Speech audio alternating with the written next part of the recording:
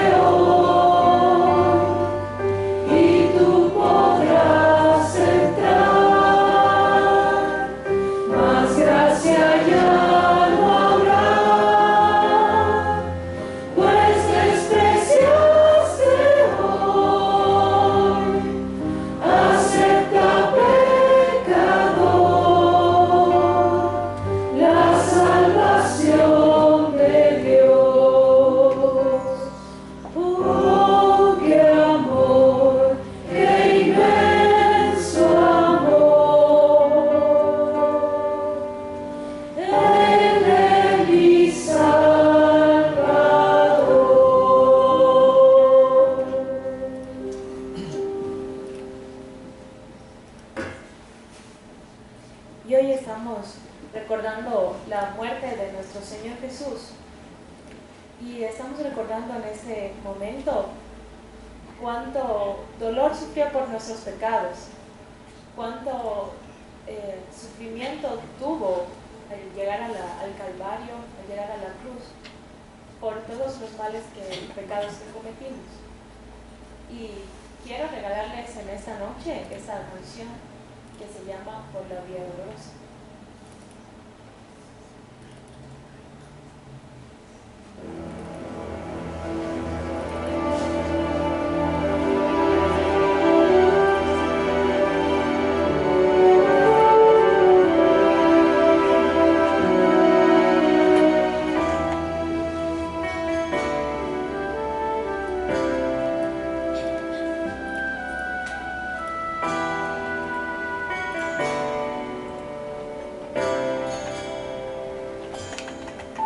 Por la vía dolorosa, triste día en Jerusalén, los soldados se acercaban.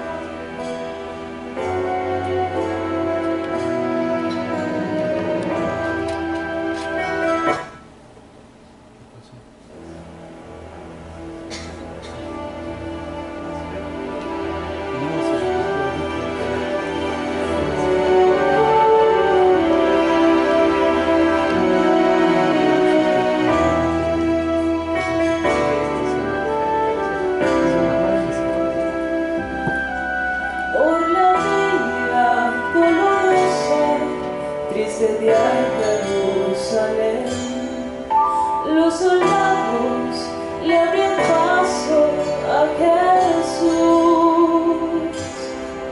mas algunos se acercaban para ver al que llevaba aquella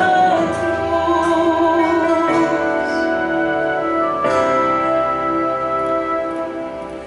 Les sangraban las heridas que por mí Jesús sufrió, con espinas coronado fue el Señor, y con cada paso vio el desprecio de la gente que la amó. Por la vía dolorosa, que es la vía del dolor, como ovejas vino Cristo Rey Señor, y fue Él quien quiso ir por su amor, por ti y por ti. Por la vía dolorosa al Calvario y a morir.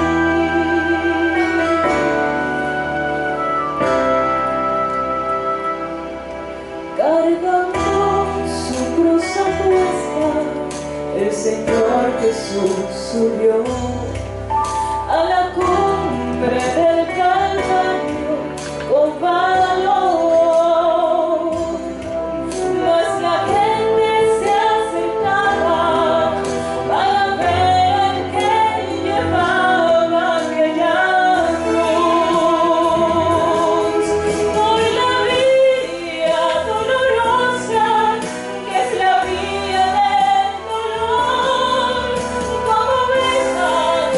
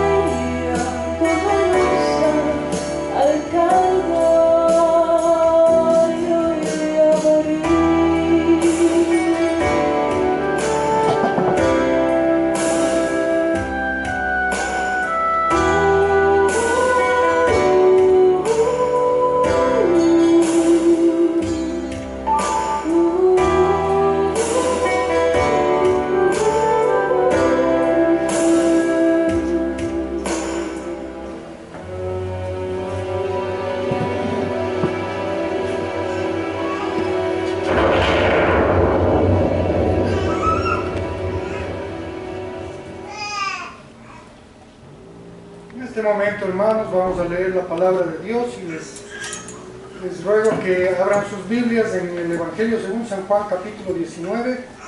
Vamos a leer desde el versículo 17 al 37. San Juan, Evangelio según San Juan, capítulo 19, versículos del 17 al 37. En la medida que encuentren el texto, les ruego ponerse de pie. Vamos a dar lectura del pasaje.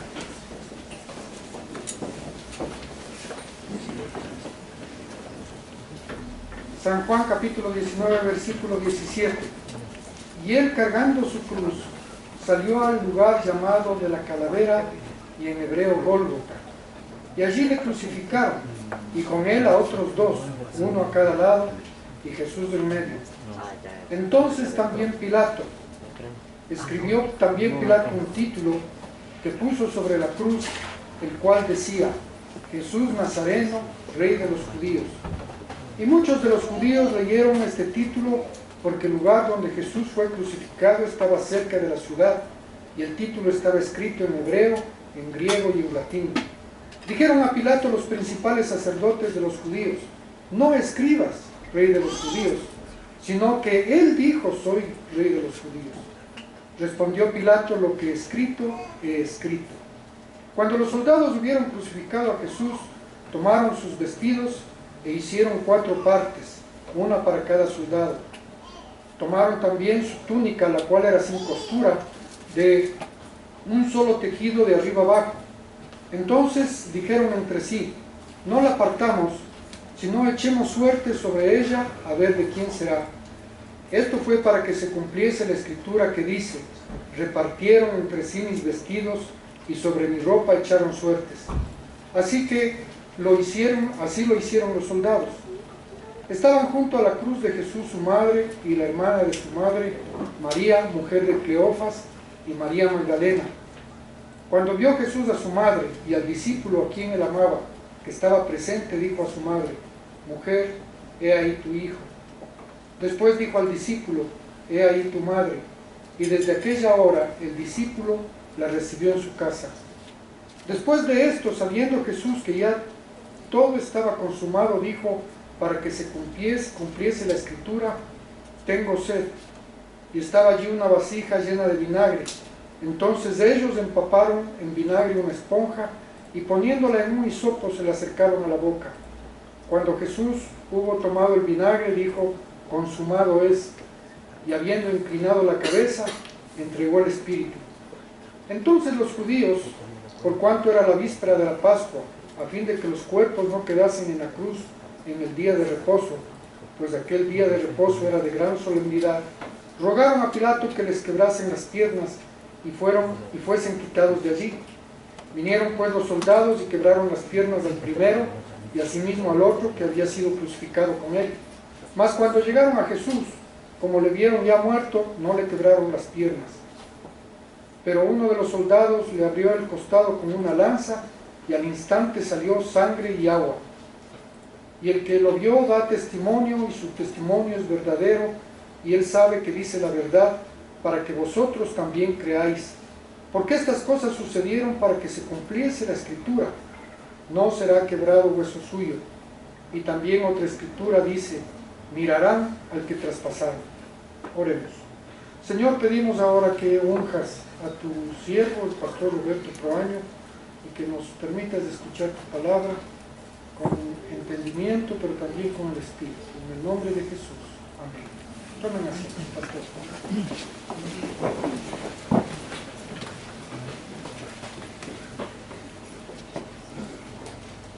Muy buenos fríos, digo, muy buenas noches.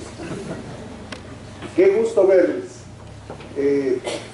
Por curiosidad, quisiera saber quiénes asistieron por primera vez a una cena pascual. Levante su mano. Ay, valió la pena. ¿Aprendieron algo? Una bendición, ¿no? Y esta noche no va a ser diferente. A la luz de la palabra de Dios, esperamos entender algunas cosas que a veces uno las cree conocidas o se le pasa por alto o las da por hechos.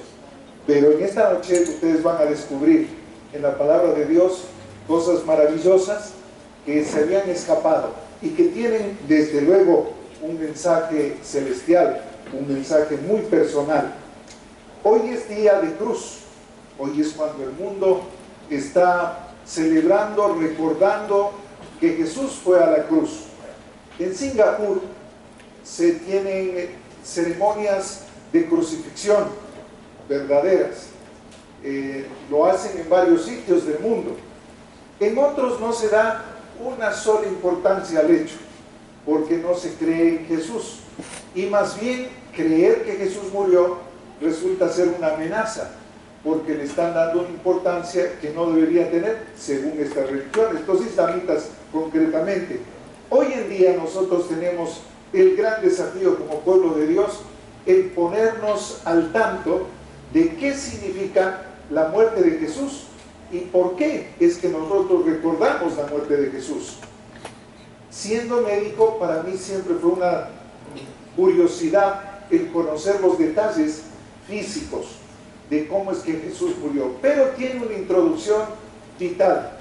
En el mes de diciembre, cuando hablábamos del nacimiento de Jesús, mencioné lo que esta noche voy a mencionar nuevamente. Si ustedes me acompañan en la lectura de Juan 19, el verso 17, dice: y él, cargando su cruz, salió al lugar llamado de la calavera, y en hebreo Gólgota.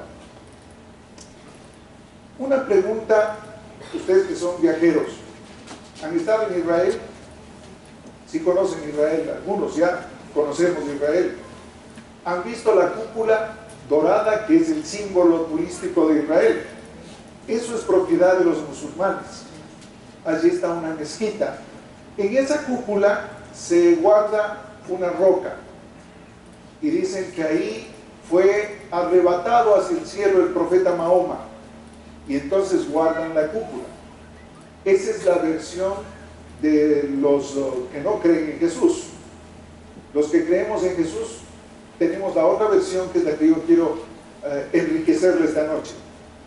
Allí posiblemente está marcada en esa roca el lugar más alto del monte, en donde estaba el lugar santísimo del templo de Jerusalén.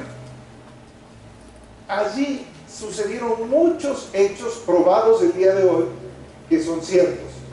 Por ejemplo, yo le invito a usted a acompañarme a Génesis capítulo 22 por unos minutos para conectar lo que vamos a decir esta noche, que es importante.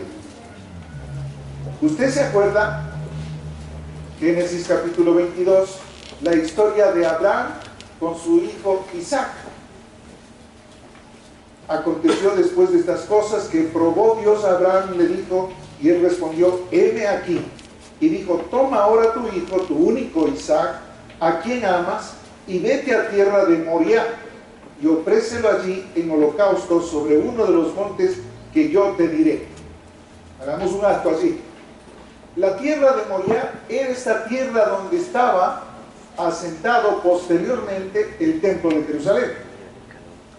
Esa montañita en donde está esta roca y donde está esta cúpula corresponde al monte Moriah, donde Abraham llevó a su hijo Isaac. ¿Usted se acuerda de la historia? Sigamos un poquito más adelante. En el verso 6, tomó Abraham la leña del holocausto y la puso sobre Isaac su hijo, y él tomó en su mano el fuego y el cuchillo, y fueron ambos juntos. Entonces habló Isaac a Abraham su padre y dijo: Padre mío. Y él respondió: heme aquí mi hijo. Y él le dijo: he aquí el fuego, la leña, mas ¿dónde está el cordero para el holocausto?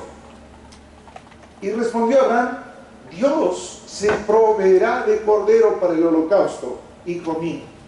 E iban juntos. Y cuando llegaron al lugar que Dios le había dicho, edificó allí Abraham un altar, y compuso la leña, y ató a Isaac su hijo, y lo puso en el altar sobre la leña. Extendió Abraham su mano, y tomó el cuchillo para degollar a su hijo. Entonces el ángel de Jehová le dio voces desde el cielo, y dijo: Abraham, Abraham. Y él respondió: heme aquí. Y dijo: no extiendas tu mano sobre el muchacho, ni le hagas nada, porque ya conozco que temes a Dios, por cuanto no me rehusaste tu hijo, tu único. Entonces alzó Abraham sus ojos y miró, y aquí a sus espaldas un carnero trabado en un zarzal por sus cuernos, y fue Abraham y tomó el carnero y lo ofreció en holocausto en lugar de su hijo. Llamó a Abraham el nombre de aquel lugar, Jehová proveerá. Por tanto se dice hoy: en el monte de Jehová será provisto.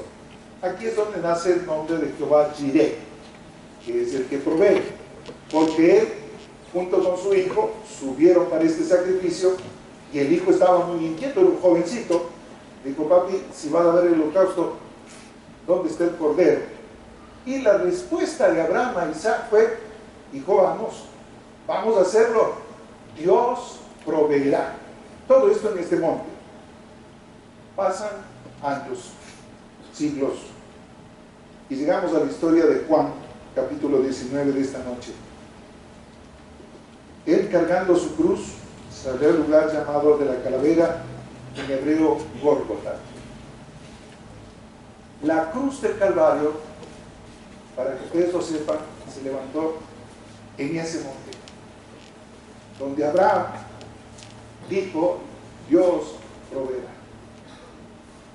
Cambió el nombre, ahora es el Monte Calvario. Es el mismo que está cubierto con la cúpula. ¿No les parece extraño? Dios proveerá. Y el Cordero de Dios es entregado en el monte donde Abraham sabía por fe que el Señor iba a proveer un cordero. No es una historia conectada a la fuerza, es una historia que nos obliga a revisar los detalles para aprender de los mismos, y entonces nosotros tener el provecho de lo que vamos a decir.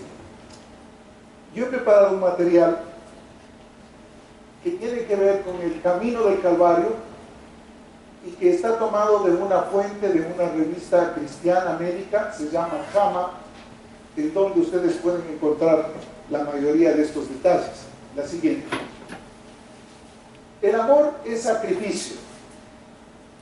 La muerte de Jesús fue extremadamente cruel, según el relato y la narración, llena de sufrimiento injusto. Usted acuérdese de que Jesús fue donde Pilato, y Pilato no encontró causa, y él salió y se lavó las manos, cuando bajo la presión de toda la gente que le había dicho unos días antes: Hosana al rey de los judíos, bienvenido, y le alababan, ahora decían que lo crucifiquen. Pilatos dijo: esto fue totalmente injusto. Ocurre en un momento de la historia que revela indolencia, sadismo, abuso de poder, desproporción e injusticia. Se juntan todos estos elementos para entonces tomar una decisión apurada, porque los judíos legalistas tenían presiones de fiesta. La fiesta judía se aproximaba y no podían dejar pasar este momento histórico, y decían: ahora es cuando hay que proceder, y con urgencia, crucifíquenle porque ya no hay tiempo. Y cuando las presiones viven así las sociedades, cuando las presiones hacen presa fácil del sistema de justicia, la justicia desaparece, porque no se toma el tiempo de análisis, porque no se reúnen pruebas suficientes, porque se forjan documentos, testimonios y un montón de cosas, y se vicia todo. Era una injusticia, pero había una presión social. La gente quería crucificar a Jesús. Entonces, esto fue injusto, fue de sadismo total, porque fueron crueles. Ya vamos a hablar de esto. Muestra complicidad activa y pasiva, porque una complicidad activa la tenían aquellos que llevaban a Jesús y empujaban la turba que quería que lo maten. La complicidad pasiva la ponen aquellas autoridades que no querían tomar decisiones contrarias a la mayoría y a la multitud. Entonces decían: hay que obedecer lo que la gente quiere. Una complicidad pasiva. Sí, sigan nomás, mátenle nomás. Si ustedes dicen, ustedes sabrán lo que hacen. Pero esa es una complicidad. No oculta el dolor ni la agonía. No fue un asunto disimulado, ni una cosa que, no, esto fue totalmente público y para que todo el mundo supiese que estaban haciendo de Jesús lo que estaban haciendo. Pero fue a la vez un hecho natural y sobrenatural, con semejante maltrato que ya lo vamos a revisar. Era natural que Jesús muriera. Lo sobrenatural es que no sabían que esto estaba escrito, que iba a suceder. Y que aún más estaba por verse que Jesús no quedaría en la tumba. Esto fue lo sobrenatural. Esto fue lo que a la gente le incomodó y a muchos les incomoda el día de hoy. Décadas pasadas surgió un movimiento que quería desconocer que Jesús nació y que Jesús vivió. Hoy en día ya esa onda ha pasado. Las evidencias históricas hablan de Jesús. La historia está dividida en dos, en antes de Cristo y después de Cristo. Ya no hay cuestionamiento respecto a esto. La gente ha aceptado finalmente que Jesús fue un personaje real. Hay divisiones en cuanto al concepto de que fue hombre y fue Dios. Nosotros sostenemos que Jesús fue perfectamente hombre y fue perfectamente Dios. Esta es una cualidad importante. Siguiente. El Viernes Santo, día que celebramos hoy, se cumplieron muchas profecías. Hubieron testigos falsos. En los Salmos 35:11, y usted va a poderlo relatar en Mateo 26, 59 al 60, se corrobora que hubieron testigos falsos. Lo que decía, se forja una justicia que termina siendo injusta, que no hace sino poner sobre los hombros de Jesús razones que no existían. Silencio ante los acusadores. En Isaías dice que Jesús no abrió su boca, enmudeció. Y esto fue cierto, pues estaba anunciado que así debía ser. Hemos comentado varias veces sobre este fenómeno interesante de que el cordero no protesta cuando lo matan. Usted tenga la evidencia cierta de que un cerdo nos deja sordos a todos aquí el rato que lo están matando. ¡Qué chillidos! El cordero no dice pío, como va a decirse en los pájaros. Nada. Silencio absoluto. No se escucha que proteste, que diga nada. Y dice la palabra de Dios que como cordero enmudeció. No abrió su boca. Y Jesús, en todo el proceso de juzgamiento y de crucifixión, Él solo pronunció 7 palabras en el día viernes, en donde no reclamó, no protestó, más bien decía lo contrario: Padre, perdónales, porque no saben lo que hacen. Sus palabras fueron de consideración, de amor y de perdón, aún con el ladrón. Ciertamente te digo que el día de hoy estarás conmigo en el paraíso, confirmando lo que lo estaba salvando. Fueron las palabras de Jesús, nunca de increpación, de reclamo. Oiga, y esto es difícil entenderlo, porque alguien que esté en sufrimiento, maltratado y que está injustamente llevado al cadalso, protesta, grita, dice: no, esto no es así, esto necesita una explicación, busco un buen abogado, le llevo a Mauro, y búsquese, Mauro, un buen equipo aquí de abogados, defiéndame porque me están. Y Jesús no hizo nada. Y Jesús enmudeció, silenció su boca, porque estaba escrito, y el Señor le había dicho, esto vamos a hablar también, de por qué tenía que hacerlo. Herido y molido, y vamos a hablar de esto esta noche, golpeado y escupido, caído bajo la cruz. Todos estos fueron profecías que se cumplieron, y las he puesto en rojo, el cumplimiento. Siguiente. Más profecías. Traicionado. Oiga, el proceso mortificante de Jesús comienza allí. Él había compartido su vida con 12 individuos seleccionados, y específicamente seleccionados para una tarea espiritual. ¿qué trabajo le dio convencer a los pescadores que dejen de pescar y que vengan? Venid a mí y yo os haré pescadores de hombres. Esa fue la promesa que les hizo.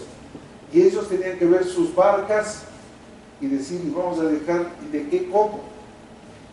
Si este es mi oficio, ¿qué llevo a la casa? Usted se ha puesto a pensar en el drama de esta gente que asoma a Jesús y les dice, dejen todo, vengan. Mateo, el publicano, un experto cobrador de impuestos, mala gente. Todos los que cobran impuestos son así. Pero este Mateo tuvo que hacer reflexiones propias cuando Jesús le llama y tiene que renunciar a un empleado público buenazo, pues. No ve que el que cobre impuestos vive de lo que le dan de al lado para que no paguen. Y entonces él tenía una fuente de ingresos por la derecha y uno por la izquierda. Y Mateo se encuentra con Jesús y dice, mi vida tiene que cambiar. Mateo, el publicano, se encuentra con Jesús. De repente, un profesionista de alto nivel como Lucas se topa con Jesús. Deja la medicina. Sigue. Oiga, tener que dejar cuántos años de estudio, cuánto tiempo forjado en su tarea, con experticias ganadas, con técnicas, con un montón, y seguir a Jesús. Y en medio de eso, el que no falta, el financiero, tremendo tipo para el marketing, para el levantamiento de fondos, pero ese levantamiento de fondos que significaba estimular el que dé, no coger y llevarse, porque eso es levantamiento de fondos también, coger la bolsa e irse cargando. Pero acá el levantamiento era estimular la donación. Y Judas era el mejor tesorero, el que tenía distinciones calificadísimas, lo que equivaldría ahora un economista, sin alusiones personales. Pero los economistas saben un montón de economía y son los tesoreros del grupo. Usted véalos y ellos se distinguen por eso. Y entonces, aquí está Judas. ¿A quién, dice la palabra de Dios, le encargaron la bolsa? Es decir, lo que tenían de dinero para los discípulos, lo manejaba él. Y el Señor le tenía una confianza tremenda. No hay dolor más grande que el haber compartido tanto tiempo de intimidad con esta gente y de repente que de uno de ellos le traiciona. Y el Señor lo sabía. En el preludio de la cena pascual, el Señor dice, aquel que meta el pan y moje el pan conmigo, ese me va a traicionar. Y yo me puedo imaginar en la mesa, ¿no? Sentados, el que iba a comer, yo no soy. Y de repente, ¡pum!, el que metió. Y él lo sabía. Porque el Señor ya estaba hablando de esto. Cuando Judas le entrega con una de las manifestaciones más engañosas que hay en la vida, con un beso. Porque el beso puede ocultar un falso amor, una falsa fidelidad. Se besa con una ligereza que no traduce la sinceridad. Y el Señor le responde. Dice, Judas, con un beso entregas tú al maestro. ¿Qué beso más amargo, más duro? Para Jesús, y me imagino que para Judas. Ahora, el tema estaba en que cuando le traiciona a Jesús, él sabía, porque proféticamente estaba anunciado. He tenido conversaciones largas sobre esto porque mucha gente me ha dicho, oiga, entonces la culpa no fue de Judas, ya estaba profetizado que el pobre no podía esconderse. Dios sabe en los planes lo que va a suceder, pero no interfiere en el mismo, aunque respeta la libertad que tenemos.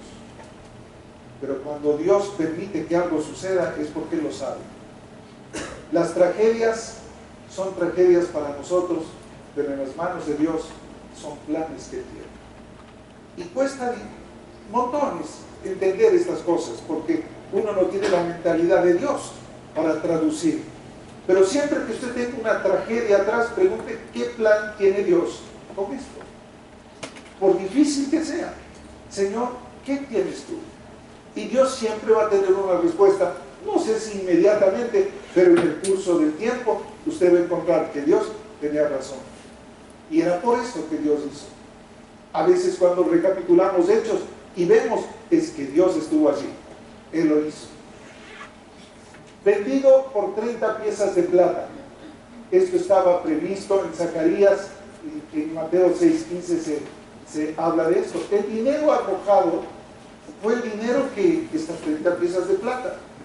Cuando Judas se dio cuenta de lo que había hecho con el maestro, él como que se dio cuenta, porque también conocía la escritura, dijo, qué bruto, ya caí, y botó el dinero. Y eso estaba previsto, iba a ser así, que se iba a botar el dinero con el cual había sido vendido el Señor. Y abandonado por sus discípulos, está en Zacarías, en Mateo 14:50. Ahora el Señor sabía todo esto. El Señor por eso enmudeció su boca.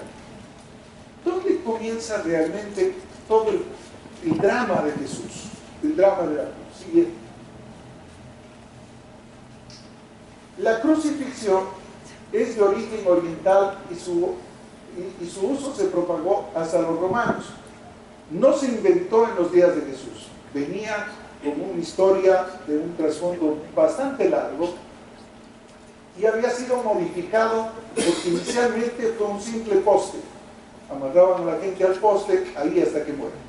Esa era la primera manifestación. Luego se fabricó una cruz de cusata que tenía forma de X. Entonces le habrían prácticamente descuartizado a quien lo crucificaban y lo dejaban ahí. Esa era la de cusata. La comisata en forma de T, cuando el travesaño iba encima, esa era la forma comisata, y la imisa o cruz latina, que es la que conocemos, que lleva el travesaño un poco más abajo del tope. Este travesaño es el que lleva el nombre de patíbulo. El patíbulo es el madero en el que le amarraron a Jesús para cargar. No es como Jesús del gran poder cargando, no fue así. Jesús fue puesto a cargar el patíbulo.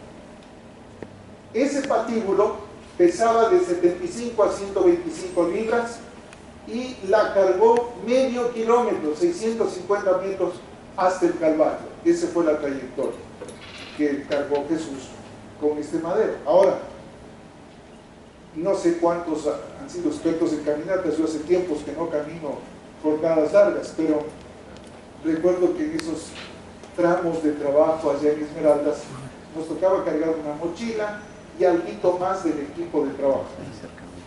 Usted ya llevaba 200 metros caminando y no sabía cómo deshacerse de la carga. Y eso que era carga con correitas y ajustadas al cuerpo. Y acá era un madero al que se lo amarraba para llevarlo y ponerlo luego en la parte vertical de la cruz. Siguiente. ¿Dónde comienza todo este sufrimiento? En el Getsemaní. Jesús había vivido todos estos instantes de injusticia, yendo de Herodes a Pilatos, corriendo de aquí para allá, escuchando testimonios falsos, escuchando que gritaban contra él, sentía una presión de todos los que le acusaban. Ahora, el tema estaba en que él sabía que Dios le estaba encargando una tarea especial. Entonces, él va al huerto de los olivos. Llegar a ese sitio es hermoso. Hay unos olivares impresionantes y un jardín que lo mantienen bastante bien. Inclusive han hecho una grutita en donde se simboliza el sitio que Jesús estuvo allí. Y hay una figura de Jesús arrodillado orando. Y uno se siente estremecido en medio de los olivares de encontrar ese sitio. ¿Qué quiere decir Getsemaní? Me acuerdo del doctor Aldo Fontao que nos explicaba esto. las olivas, los frutos, para que den el aceite de oliva, se los colecciona y se pone en un gran recipiente. Ese recipiente tiene un orificio por donde tiene que caer el aceite.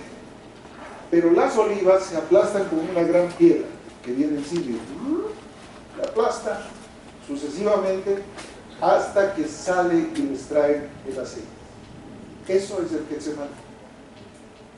Qué curioso. Y Jesús fue a ese huerto donde se extraía el jugo de las olivas, bajo la presión espiritual que Dios le había puesto, a preguntarle: Señor, ¿será que tengo que ir a la cruz? ¿Será mismo que yo tengo que dar mi vida por esta humanidad? Yo te pido, Señor, si está en tu voluntad, cambiarme este trabajo y esta misión. Pero si no es así, que se cumpla tu voluntad. Y el Señor da a entender que Dios ratificó. En el Getsemaní, el Señor fue aplastado para entregar su vida.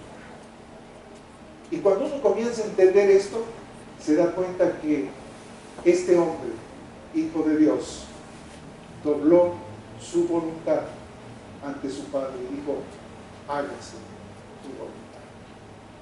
Y todo lo que viene a continuación no fue sino el cumplimiento de lo que Dios había previsto para ponerlo a Jesús en esa ignominiosa cruz. Lucas 22:43 tiene esta narración. Allí Jesús tuvo el sufrimiento moral más recio que le provocó una hemorroidosis. ¿Qué es esto? Cuando usted tiene un sufrimiento, el sistema simpático, el sistema nervioso simpático, así les llamamos los médicos a un sistema especial que regula la sudoración, que regula las ansias, que regula las reacciones, las emociones. Cuando Jesús estuvo sometido en el Getsemaní a esta presión, dice que sudó sangre, porque el sistema simpático estaba tan estimulado por el estrés que tenía que sus glándulas sudoríparas se reventaron y los capilares dejaban salir sangre. Eso era la hematidrosis. Se deshidrata en suma manera y la piel queda muy frágil porque la deshidratación produce ese fenómeno. Esto fue lo que le pasó a Jesús. Luego experimenta un ayuno que dura toda la noche, desde el juicio hasta la crucifixión. Como si eso fuera poco, dice el Señor: voy a ponerme en ayuno y oración. Él quería estar en contacto con su Padre porque el momento culminante había llegado. Los demás discípulos estaban durmiendo, de paso. Y él estaba en oración pidiendo a su Padre que, si fuera posible, le quite esta delegación. Pero si no es así, Señor, que se cumpla. Y si se va a cumplir, entonces yo entro en ayuno y oración. Yo te voy a recomendar algo especial. Hoy que estamos sanitos, casi. Pero hoy que estamos sanitos, cuando llegue el momento de la partida, entra en ayuno y oración. No hay mejor cosa que estar en contacto con tu Creador y con tu Señor. Yo lo he estado y por eso te lo recomiendo. Ponte en contacto con Dios. No te desesperes. Pon en alto tu fe. El Señor Jesús, cuando llega ese momento de crisis tan alto, Él dijo: voy a entrar en ayuno y oración. Al contrario de lo que dicen otros, a nosotros los médicos nos pasa esto, ¿no? Debemos tener mucho cuidado, si yo voy a operar a un paciente el día de mañana, de que no coma, porque si no, no hay cómo dar anestesia. Porque la gente en el decir antiguo decía: irá bien comidito, porque si no, no aguanta. Al contrario de la posición material y uno, Jesús dice: deja de comer, ponte en contacto con tu Padre. Ora y ayuda. Entre más difícil es el momento en tu vida, ora y ayuda. Y vas a ver cómo el Señor responde. Es contradictorio, pero es la verdad, es cierto. Luego experimenta un ayuno que dura toda la noche desde el juicio hasta la crucifixión. Siguiente. No volvió a comer. Cuando Jesús es procesado, suceden algunas cosas terribles. Él ya entra en este camino, es llevado, lo soldadesca, lo toma prisionero, y la primera cosa que hace es despojarle de los vestidos. Oiga, y no hay cosa más terrible para el ser humano que lo desnuden en público. Los médicos sabemos lo que es esto, porque nos toca examinar pacientes y el pudor y el respeto al cuerpo debe ser soberano. Póngase una batita, yo le espero cuando usted esté listo al paciente, entonces avíseme y viene la siguiente enfermera y entramos y le examinamos y con mucho cuidado. A mi Jesús lo comenzaron a desnudar en público. Y si eso no bastara, lo amarraron a un tronco semidesnudo, y estos soldados crueles decidieron darle de azotes, 39 en total. Estos azotes estaban conformados por un fuete que tenía varios cordones, y en los cordones tenía amarrado puntas de metal con astillas de hueso. Eran más de una hebra. Y con estos castigaban su espalda, castigaban sus piernas y también el pecho. Y cada latigazo significaba arrancarle pedazos de piel que ya por la deshidratación estaba frágil. Yo no sé si a usted le ha pasado que a veces se quema, especialmente las damas, ¿no? Una quemadura de aceite, queda tan sensible luego la piel que a uno le duele. Pues acá mi Jesús estaba deshidratado totalmente. Le habían echado los fuetes encima y le desgarraban músculos y piel. Por demás está decir que se estaba perdiendo sangre. Un cuerpo humano tiene alrededor de 5 litros de sangre circulante. Y cuando se va perdiendo la sangre, esta también deshidrata y provoca reacciones dentro del organismo. Se acelera el pulso, el corazón comienza a correr más rápido tratando de compensar el volumen circulatorio. En fin, varias cosas son las que suceden allí.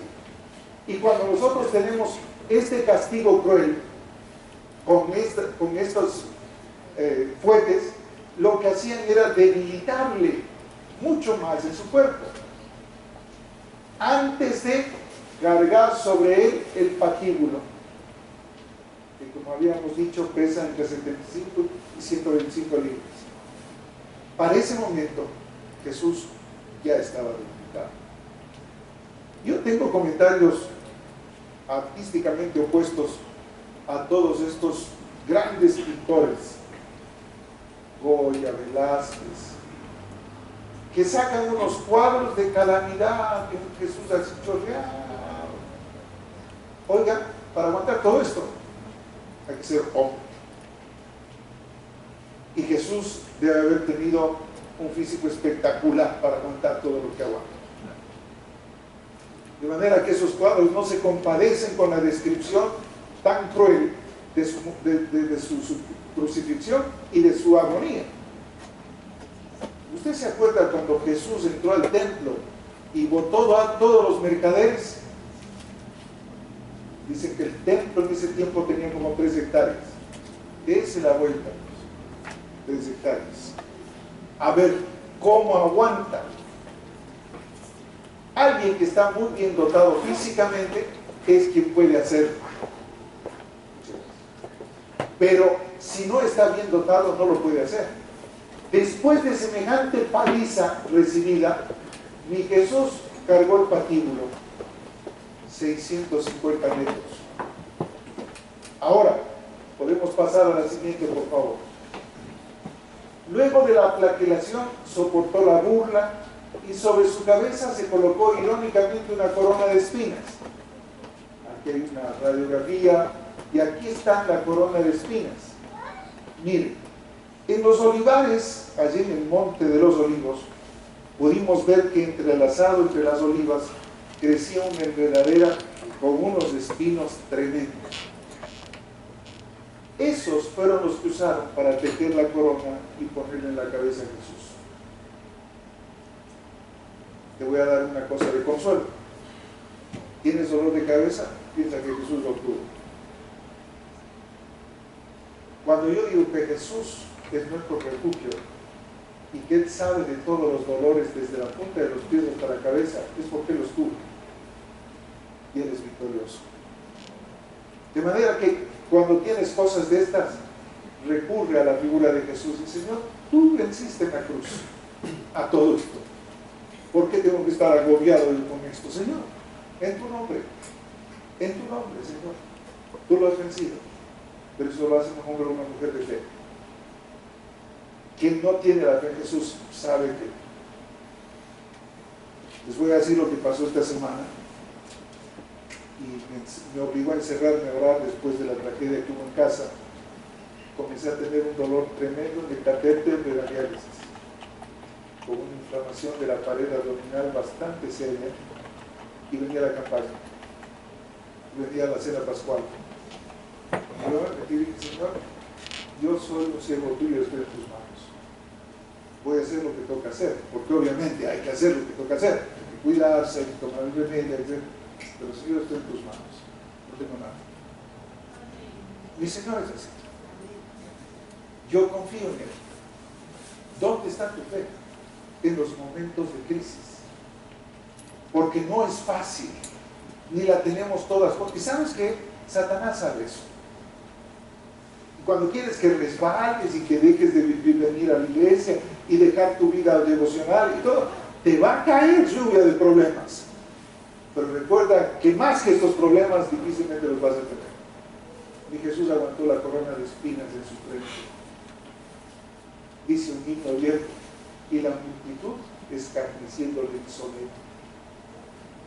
Y era cierto, con una insolencia tamaña a mi Jesús. Le escupieron. Y algunos dicen, artículos muy bien logrados, por supuesto, si Jesús, el Hijo de Dios, tenía a los ángeles que le servían, ¿cómo es que ninguno se asomó ese rato para ayudarle? ¿Sabes que Satanás quiso persuadirle a Jesús que no vaya a la cruz? Porque el plan de Dios hubiera cambiado. Y los ángeles no iban a meterse tampoco a hacerle el juego a Satanás.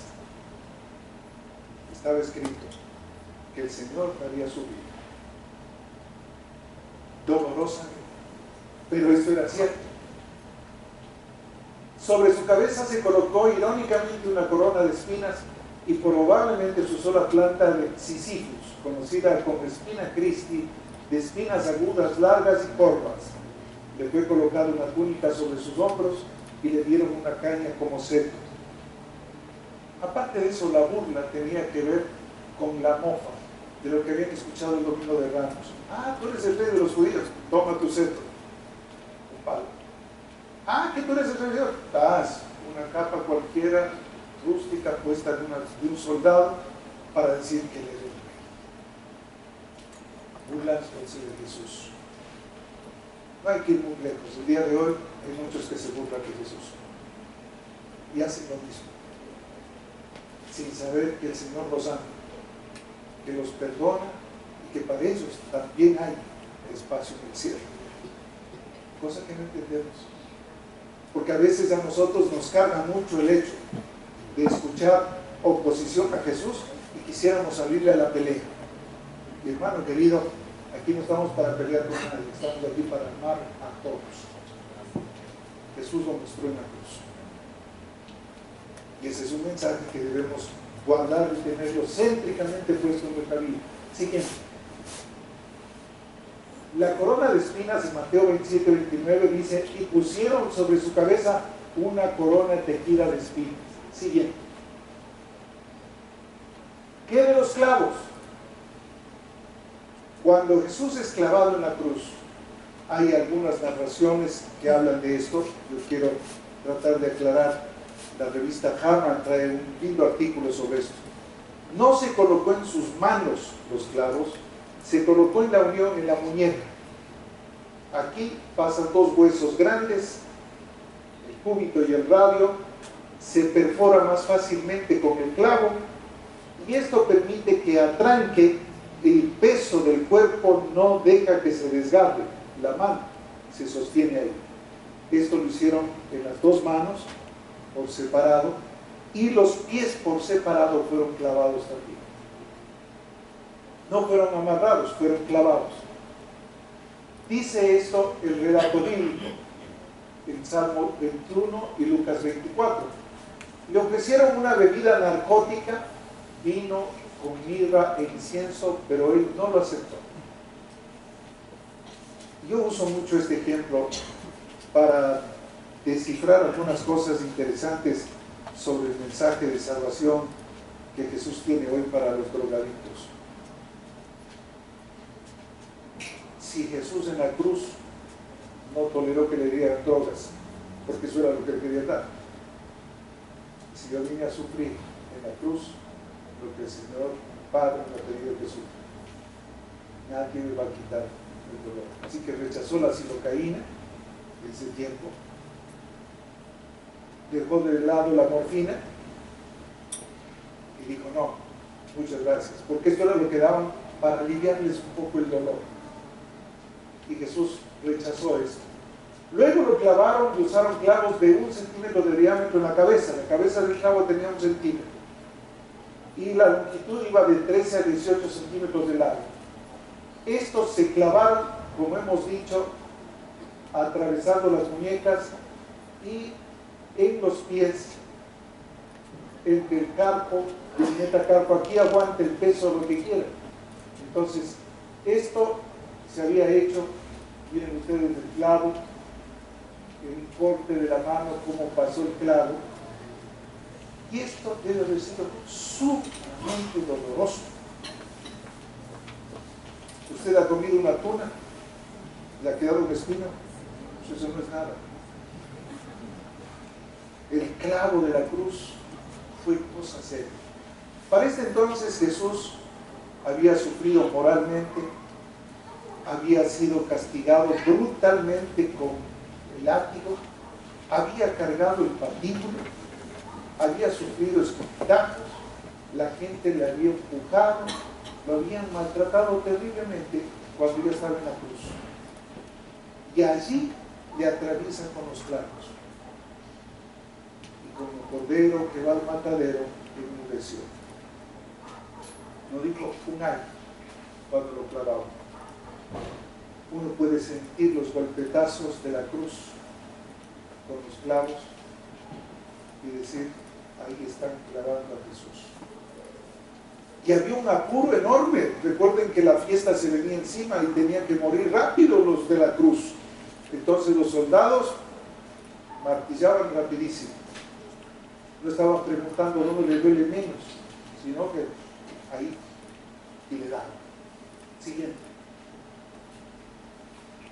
En Mateo 27, 35, cuando lo hubieron crucificado, ellos daban por hecho que ya estaba todo listo y montaban el patíbulo en la porción vertical, clavaban. Yo me acuerdo de algunos hechos interesantes respecto a la conducta del cuerpo humano, cuando se rompe un pie, cuando se rompe una pierna, cuando se rompe un brazo, y la ambulancia va llevando a los enfermos, es un solo alarido, porque la persona que tiene una extremidad fracturada no aguanta que se mueva nada, ay, ay, ay, no se mueva, no me toquen. Y Jesús, echado sobre la cruz, martirizado como estaba, escucha que extienden sus brazos y le clavan contra la cruz, y encima de eso lo botan sobre el palo vertical para amarrar el patíbulo, y luego de eso levantar y que ¡pum! Se clave en el suelo, y el cimbrón con la templada de los clavos ya pues, puede imaginarse usted el dolor. Desangrado, deshidratado, 24 horas en ayuno. Era como para morirse. No cabe la menor duda. El sufrimiento de Jesús había llegado a tal extremo siguiente que ahora teníamos a un Jesús colgado en la cruz, cuyos movimientos respiratorios se volvían cada vez más difíciles, porque para poder respirar tenía que apoyarse en los pies clavados y en las manos y hacer un movimiento para que juegue el tórax y se expanda un poquito. Pero como había urgencia de que Jesús muera, vino el soldado y le clavó una lanza para completar la tarea. Cuando Jesús recibe la lanza, se cree que llegó hacia el pericardio, tocó el corazón y dice la narración de la Biblia que vertió agua y sangre, porque en el espacio del pericardio hay agua y salió agua y sangre. Y fue el momento final cuando el Señor exclama: Señor, en tus manos encomiendo mi espíritu.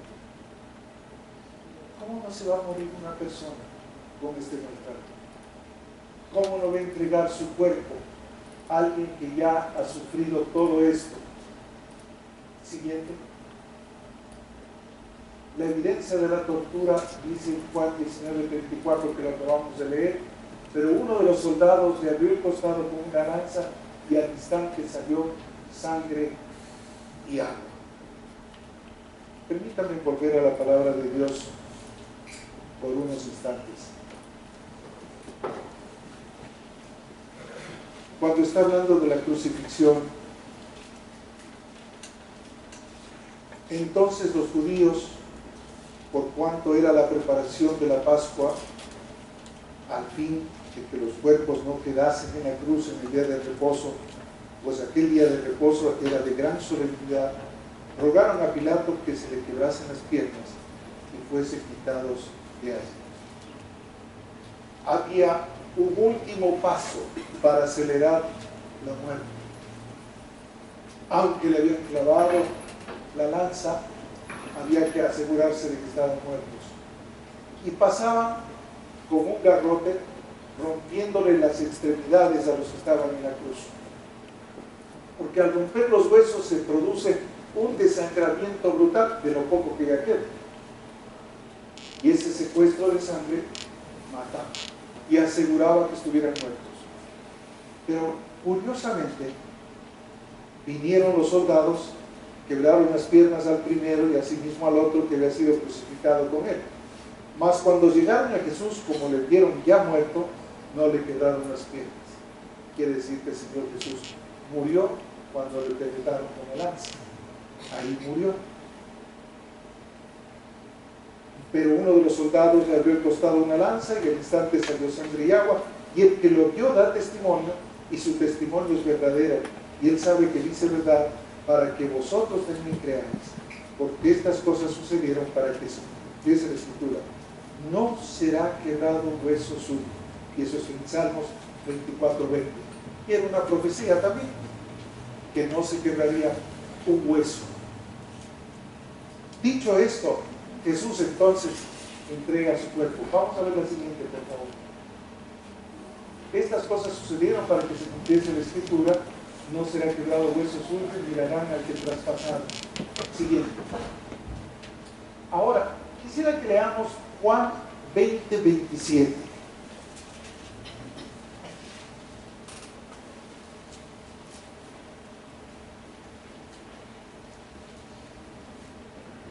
Usted se va a acordar de este episodio tan pronto como leamos lo que se denomina en el latín el plurifragio. Mire lo que dice. Luego dijo a Tomás: pon aquí tu dedo y mira mis manos, y acerca tu mano y mete en mi costado, y no seas incrédulo, sino creyente. El plurifragio hace referencia a la duda, hace referencia al cuestionamiento que uno puede tener ante la muerte de Jesús. Tomás no había estado cuando Jesús resucitado se presenta, y él viene y le dice a Tomás, Tomás, te noto incrédulo. Usted ha visto los incrédulos.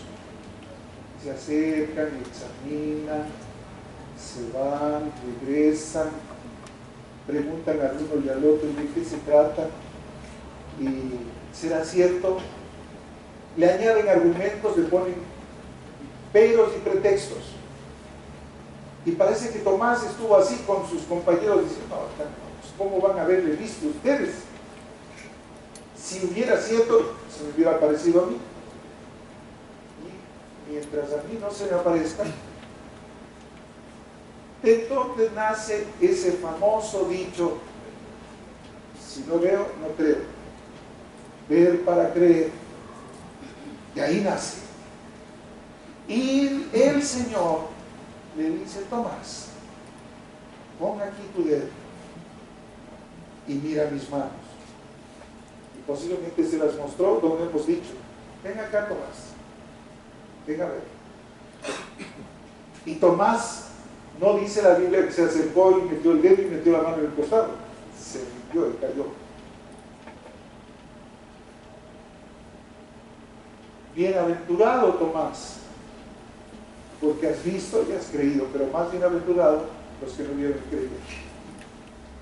Y esta noche, queridos amigos y hermanos, relatar la muerte de Jesús desde el punto de vista humano, médico, no pone sino en evidencia de la fortaleza que él tuvo, pero también de que fue cierto que murió. Y mi Jesús murió. No sé si algunos consideran que este Jesús tuvo razones para morir, o como algunos decían de los judíos, ¿qué líder es este que en vez de venirnos a poner en libertad y a declarar el fin de la opresión de la soldadesca romana, viene a morir en la cruz? Hay gente que no entiende y prefiere ver un Cristo victorioso, atropellador, justiciero, que viene y aplasta. Y ese no es mi Jesús.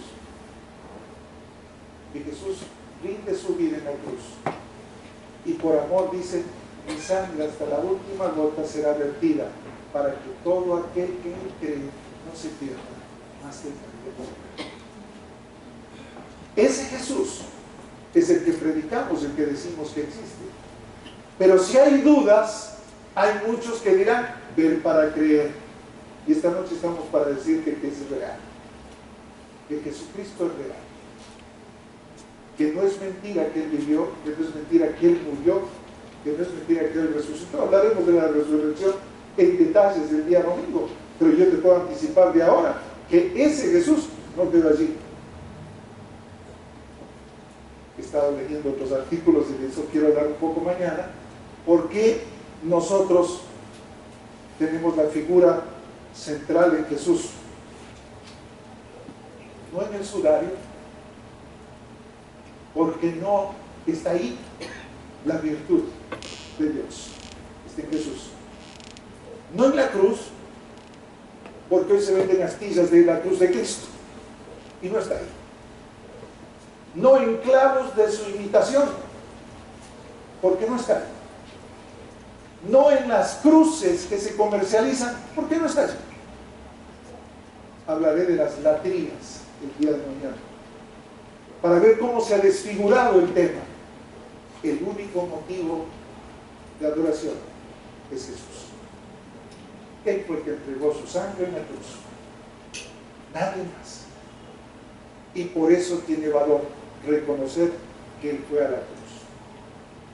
Darle significado y valor a la cruz, porque allí se derramó la sangre y se manchó. El sudario con el cual fue envuelto y después quedó ahí. La piedra que se movió.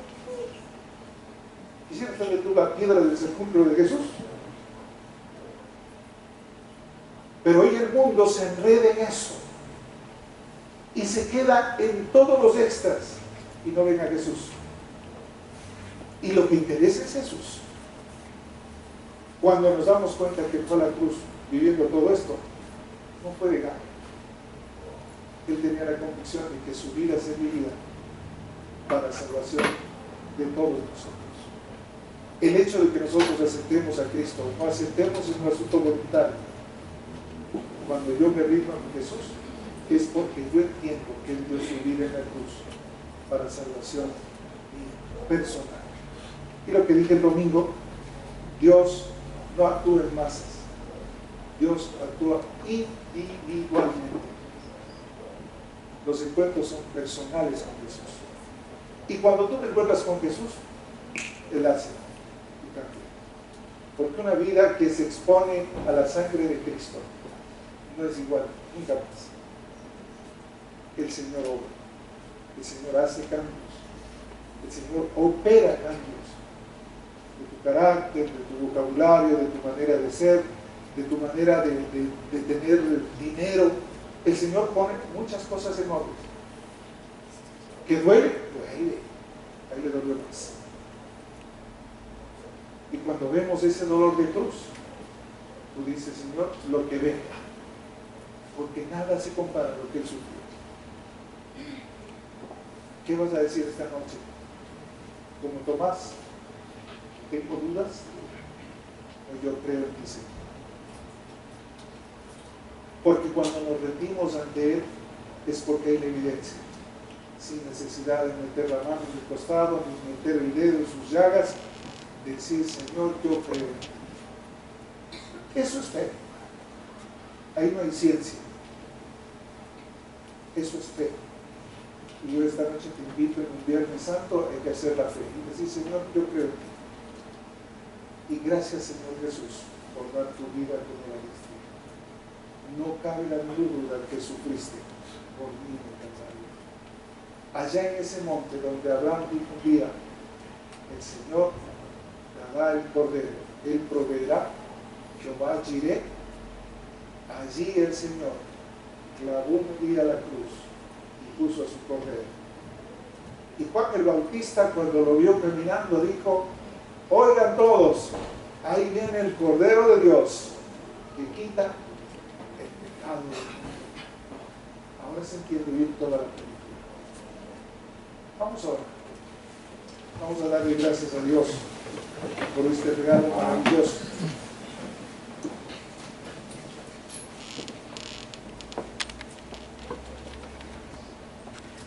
Señor amado, yo quiero darte gracias esta noche porque la narración de tu palabra nos lleva a concluir que en realidad nos amaste tanto que diste a tu Hijo, que lo pusiste en la cruz para sufrir por nuestros pecados. Nosotros nos perdemos mucho cuando no reconocemos que ese Hijo de Dios nos ama y que es su amor infinito el que hace posible que nosotros tengamos una nueva vida. Tener una nueva vida en Cristo, eso es lo que pretendemos. Señor, esta noche, al revisar el drama de la cruz y al mirar paso a paso cómo sufrió Jesús, no cabe la menor duda de que Él existió y que Él fue a la cruz y que como cordero cayó y enmudeció para sufrir ese martirio en mi lugar. Señor, el triunfo y la victoria es del cielo. Gracias por haber puesto en Jesús esta carga, esta tarea. Y Jesús, gracias por haber aceptado esta designación de Dios. ¿Qué sería de mí si no me hubieras alcanzado, Señor?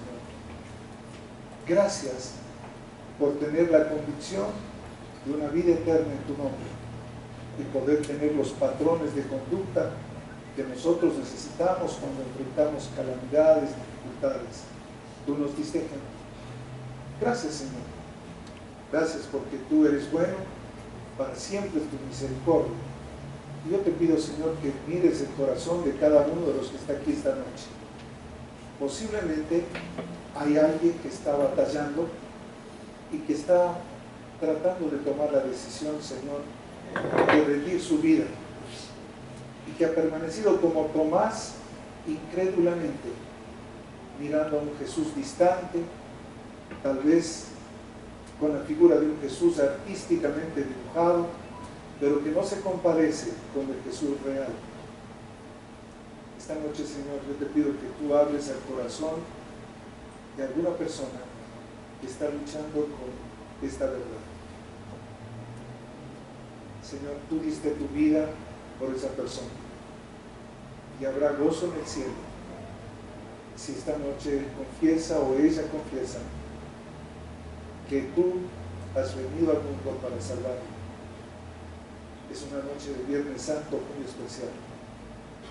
Por eso, Señor, estoy clamando al cielo para que tú trabajes con tu Santo Espíritu en medio de la gente que necesita de ti, pero específicamente en medio nuestro. Mientras estamos orando, mientras estamos con la cabeza agachada orando, yo quisiera que si hay alguien que quiere aceptar al Señor Jesús, este Jesús distante que ahora se ha acercado, y quiere que yo ore por usted, solo levante su mano, porque quiero orar por usted mientras la hermana Mara va preparando la alabanza. Puedo ver su mano, puedo ver su mano, puedo ver su mano. Le voy a pedir que venga acá adelante. Yo quiero orar con ustedes y quiero encargarlos a Dios porque no sé si nos volvemos a ver. El Señor es dueño de su vida y de la mía, y Él tiene planes, como hemos dicho, y no sabemos si mañana estamos. Aparecen aquí, por favor.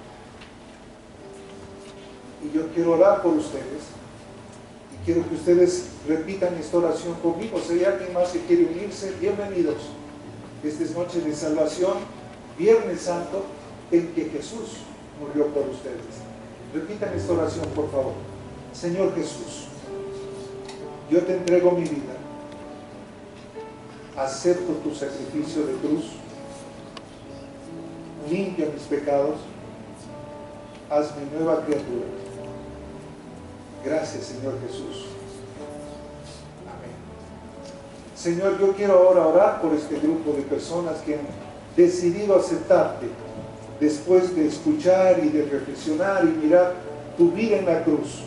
Señor, de ahora en adelante no serán las mismas personas. Tendrán la convicción de que tu Espíritu Santo, aquel que te levantó de la tumba, Señor Jesús, y que mora y vive en medio nuestro, es el que puede dinamizar una nueva vida. Gracias, Señor, por cada uno de estas personas que han aceptado al Señor. Gracias por haber pedido, Señor, que esta noche tu Espíritu Santo obre. Y cuando al menos uno, Señor, se arrepiente y dice, yo soy tuyo, Señor, hay gozo en el cielo. Y nosotros nos gozamos también aquí en la tierra. Bendito Dios, entregamos estas vidas en tus manos, en tu nombre. Amén. Y habrán hermanos de la congregación que sin duda alguna van a querer conversar con ustedes. Yo les felicito. Que el Señor les bendiga enormemente y que no desmayen. Que el Señor les bendiga. Hijo, que el Señor te bendiga. Que el Señor te bendiga para ti. Que el Señor les bendiga. Cantamos con Aymara, por favor.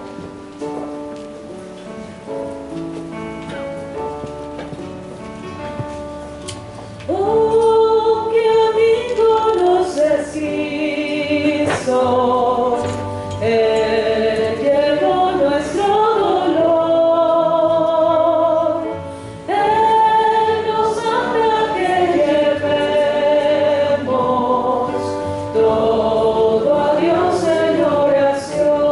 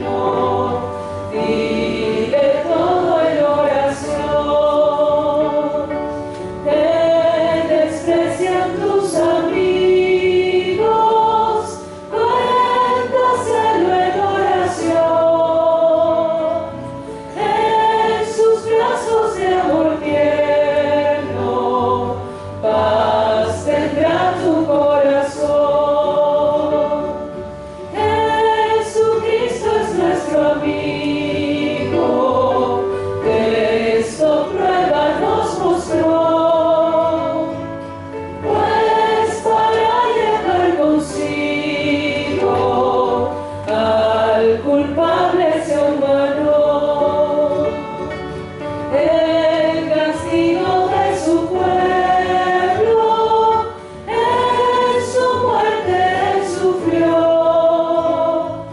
Cristo es un amigo eterno, solo en él confío yo.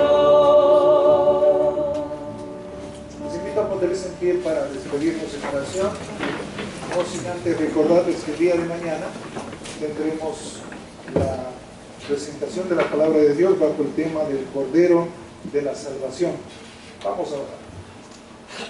Amado Dios, gracias por esta noche, por el poder de tu palabra, por la narración que hace de tu muerte en la cruz, Señor Jesús. Gracias porque hay salvación para mí.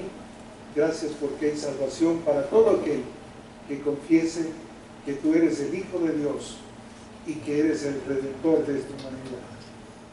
Llévanos con gozo a casa, a pesar, Señor, del dolor que nos ocasiona mirar cómo fuiste torturado.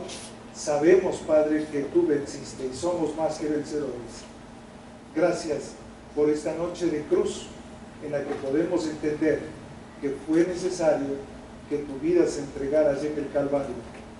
Gracias, Señor Jesús, por el anuncio profético en donde Dios no dejó un detalle suelto, incluyendo esta noche de salvación para algunos. Gracias, Padre, llévanos con bien y con gozo.